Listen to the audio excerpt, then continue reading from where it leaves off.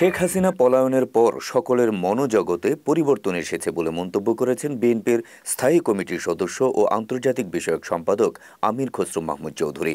মঙ্গলবার লালমনিরহাটে শহীদ জিয়া স্মৃতি ফুটবল টুর্নামেন্টের পঞ্চম দিনে এসে প্রধান অতিথির বক্তব্যে তিনি একথা বলেন।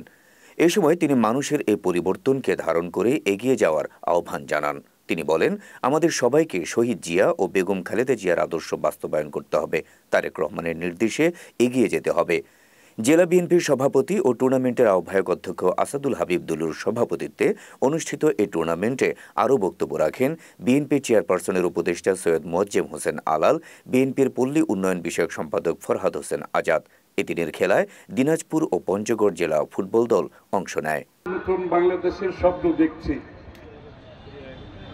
সেটি হচ্ছে শেখ হাসিনা পলায়ন করার পরে বাংলাদেশের সকলের মনোজগতে, আমাদের সকলের মনোজগতে একটা বিশাল পরিবর্তন ঘটেছে।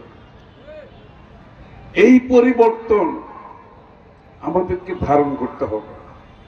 এই পরিবর্তন যদি আমরা ধারণ করতে পারি, আমরা যদি সুশৃঙ্খল জাতি হিসাবে, আমরা যদি পরিচ্ছন্ন রাজনীতির মাধ্যমে আমাদের সামাজিক কার্যক্রমে, ক্রীড়ার কার্যক্রমে এবং রাজনৈতিক কার্যক্রমে এটা প্রতিফলন ঘটাতে পারি, যেই স্বপ্নের বাংলাদেশের কথা আমরা ভাবছি সেটা আমরা করতে পারবো ইনশাআল্লাহ।